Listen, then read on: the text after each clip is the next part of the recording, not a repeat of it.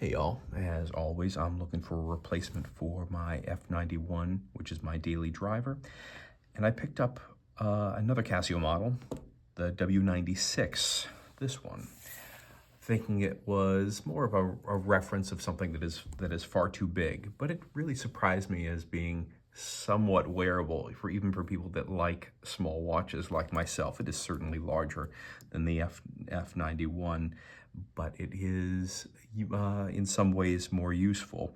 So I don't think it's going to be my new daily driver, but it is an interesting one to compare to and think about the choices that Casio made. Visually, it is from a functionality standpoint, it's very similar to the W800, which has a lot of love out there. The modules are very similar. First of all, the functionality is almost identical. It's just how it's laid out, case size differences. But the functionality are identical between these two. This is the movement 3240, and this is the movement 3239. So one movement off. It's just a display difference.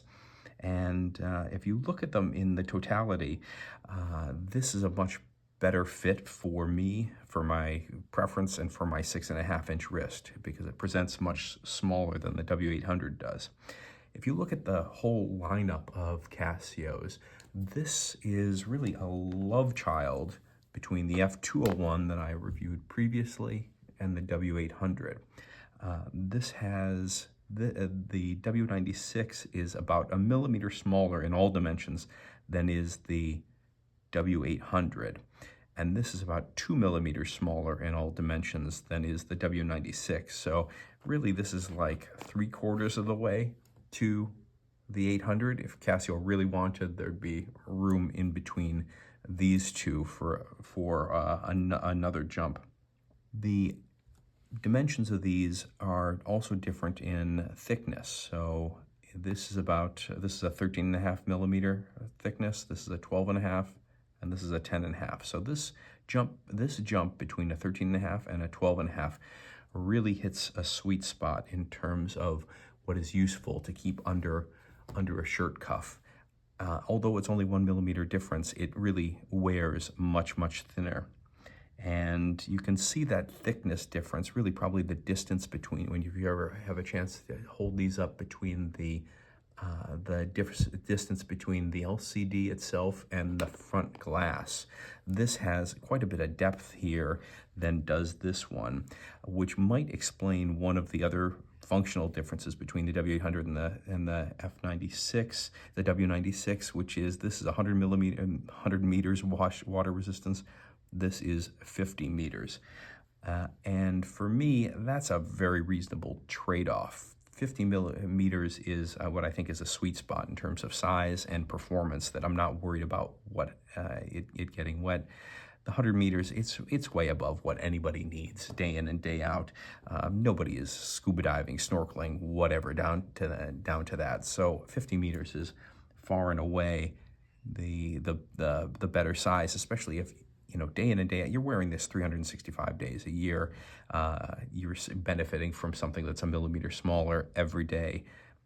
You're never going to go between 50 and 100 meters diving with that watch. And even if you do, there are plenty of actual diving watches that are there to scratch your itch of something that's truly a diver's watch. So I'd make the claim that this is a much more useful size. That's a very reasonable trade-off. The functions of this watch are are somewhat sparse, especially as it's bought. This is a moddable watch, but it has a single alarm. It has the stopwatch. It does have the split time, which nobody would ever use. It has a dual time that also nobody really needs, because you can just calculate it in your head.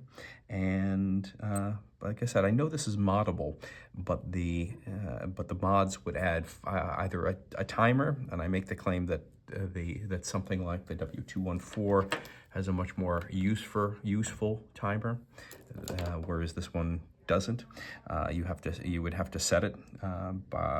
Again, this is if you modded this watch, and there are plenty of videos out there on how to mod this watch. And then there's a 5 alarms that make it more similar to this. But all the functionality, this is a much more functional watch than is the W96. So but from a user interface standpoint, this is a great watch. It's got it's loud. You can hear the beeps. It has the same functionality that does all of these other watches, where if you hold down returning to the home screen, it's got a 1 octave higher pitch.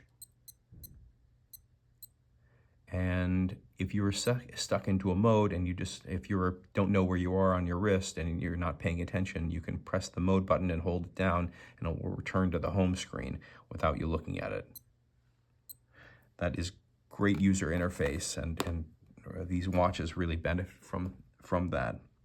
The big advantage of this compared to the W800 is the use of screen real estate. It rivals the F-201 in terms of the usable screen real estate. Now the screen is much bigger here, but for that you get much bigger digits for the time. So I would almost say that they're too big. This one, I've complained about the W800 before, that it has a year.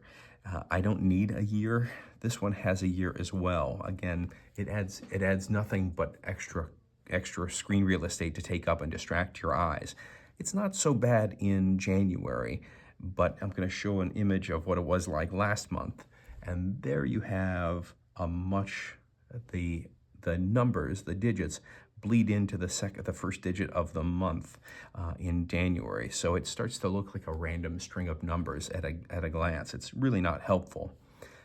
The design choice that Casio made on the W96 is to make the numbers smaller for the year. Here they're identical to the date. Here they're down in font size. So that tends to separate the year and does make it much more usable. So another reason why the W96, besides size, is much better than the W800. The W800 has seemingly more press, certainly more YouTube reviews than the W96 does. So I think it probably sells better. It also has a lot more colorways that are available. The W96 has 7 that are available: a silver, black, a blue, an army green, a orange, gold, and this red. This red model. So the gold and the orange ones are basically impossible to find in the United States. And in terms of European availability, one gentleman, Dominique Baldo, had said that it is sold out entirely in Europe. I can't verify that. It seems to be, from an outsider, to sell quite well. The next thing I wanted to go over is the strap and how this feels on the wrist. So interestingly, again, we're really comparing the W800 to the W96. The W96 has it will not sit flat like the W800 will. This has more of that pre-curved G-Shock type fit, where it will actually prevent itself from getting hurt by landing on that. And because of that, it tends to fit better on my wrist. And the other interesting thing is the strap is the W800 just has, in my opinion, a ludicrously large strap. The W96 has a much more reasonable size strap, which is perfect for my wrist. This is one of the reasons why I don't like this watch, that the strap really tends to stick out far when I'm putting that on. Let me demonstrate that.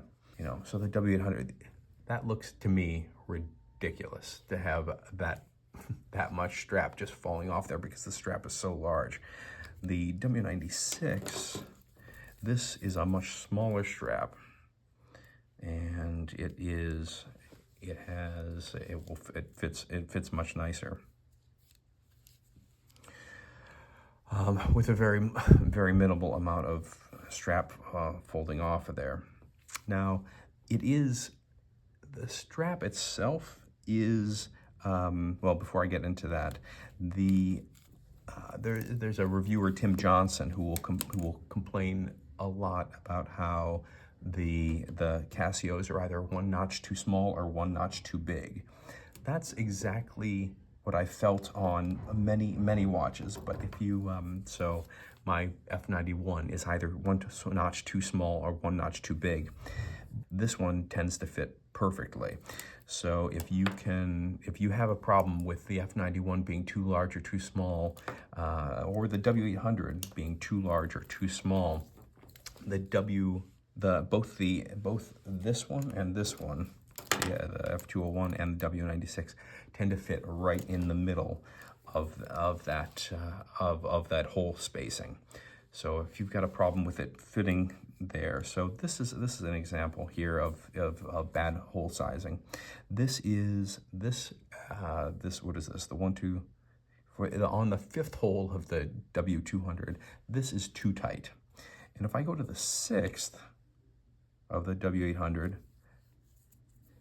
here it's too loose. It'll actually rotate. So the one click before, it cuts off my circulation, and this one, which is probably the one that I wear it because I don't want to cut off my circulation, occasionally it'll start wrapping around just by me hitting something. So this really doesn't get much wear on my wrist. This is again very personal, just because I've got small wrists, and that particular size. For that particular size, the F-201 tends to have the perfect fit all the time. The W96, excuse me, does, as does the 201. It has the same good feeling fit. And because of this kind of long profile, it tends not to wrap. It fits well. So again, the one problem is perhaps that this has a little bit of an overhang here.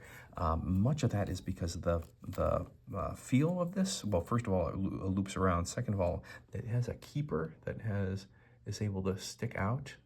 This bit of plastic makes it very rigid. So I wondered if I can use a hot water trick that Tomas at his watch review channel suggests, which is stick this into boiling water and see if you can bend it into place and then cool it down. So let's give that a try. So I'm going to get a cup of boiling water and a cup of cold water and see if we can get that to change to bend into place. So here we have 2 cups of water, this being the hot. I'm going to try to place this into some needle nose pliers, see if I can get it to bend. How about I just stick it in there first and see if this will go. This is right out of the coffee maker, so it's probably maybe 170 degrees, something like that. You know, we're not even close to boiling. But hopefully that's enough to bend it, or at least allow it to go into the pliers. Okay, so that's in there. Hopefully that's warm enough now. If we cool it down by placing it in cold water, we'll see if that goes back. Well, it definitely kinks that there. Let's see if it makes it difficult to install it as a keeper. So that will be a little bit different fitting into the strap. So that is where it normally sits there.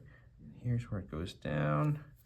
So yeah, that is a big improvement just where it sits. So again, it didn't stick out all that much, but now it sticks out none at all. And hopefully it'll retain that shape for some period of time. So that's a great trick. The strap on this is practically a custom fit, you know, so it is screwed in there, but this is not, I don't believe you can do a NATO strap on this. I don't mod my watches anyhow. but that's this is like kind of a one size fits all. So yeah, so I really like this watch. It is it's been quite good to have. The W201 is a much better watch. Again, this probably has beaten the F91 for my daily wear, but this is the W96 is pretty close. And for those of you who like the W800 but maybe think it's a little bit large, the W96 is a much better watch for people with smaller wrists than is the W800, with the exact same functionality, and better fit and better, much larger numbers. The numbers on this are again bordering on huge. So as my eyesight, I'm 45 years old. As my eyes, I can still see the numerals on the F91. I have no problem, but if I needed larger numbers, I can go to the W96. If I needed larger, I can go to the W800. And then if I really needed large numbers, I could use the this one, the W96. I'm still fine seeing this, but when I become 80 years old, this might be my watch of choice. All right, that's what I wanted to cover. Thanks so much. Bye-bye.